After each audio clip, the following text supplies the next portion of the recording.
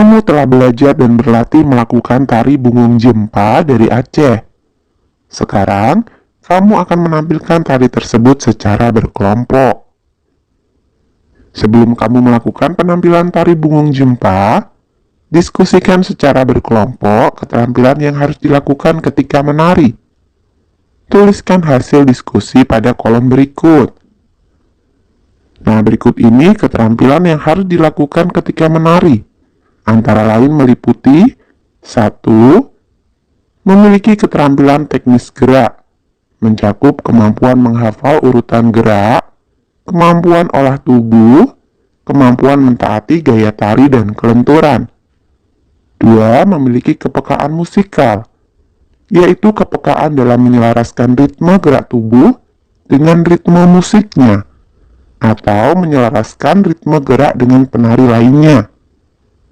3. Mampu menghayati dan mengekspresikan karakter peran dan karakter tari. Perhatikan penjelasan guru tentang kriteria penilaian. Ajukan pertanyaan jika ada hal yang belum kamu pahami dengan baik.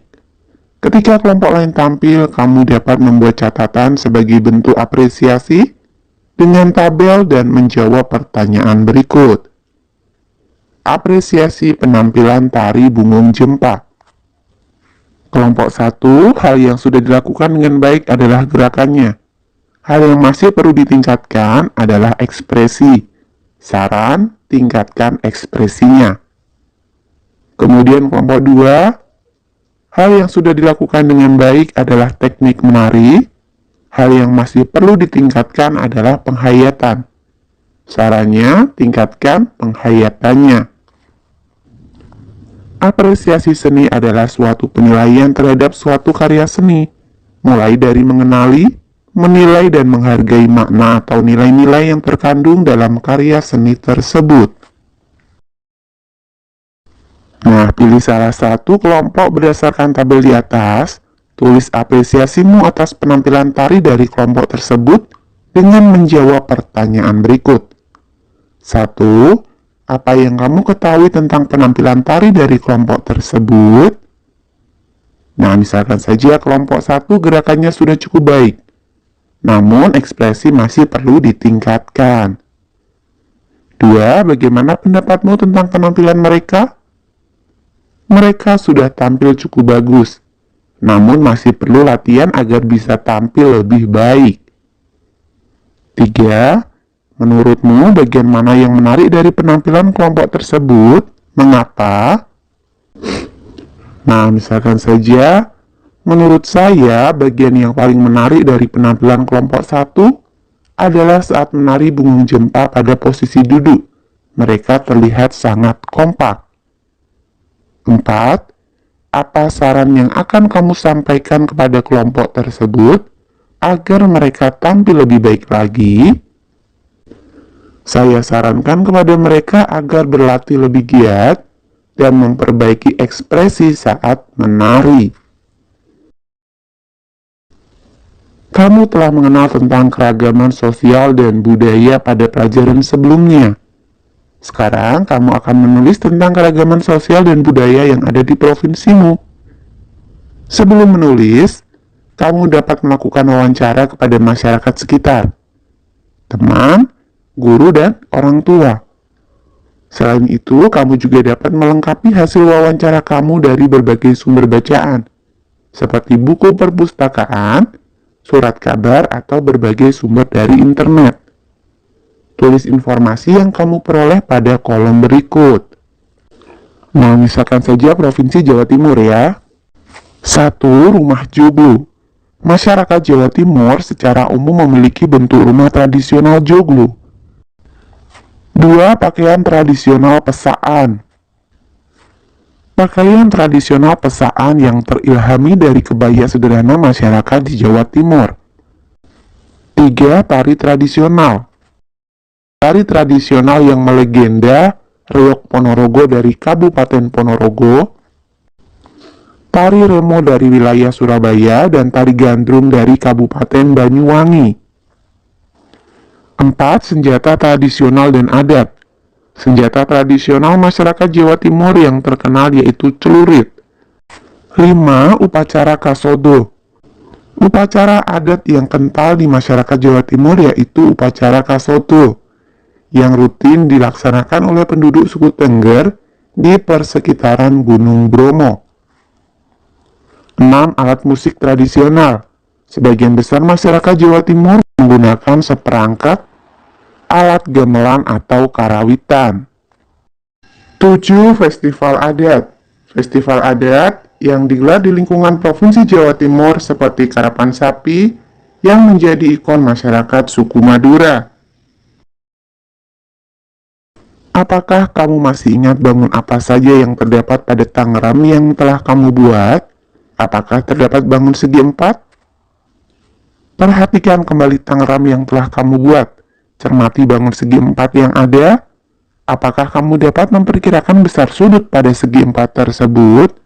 Diskusikan dengan teman satu kelompok. Perhatikan gambar segi empat berikut.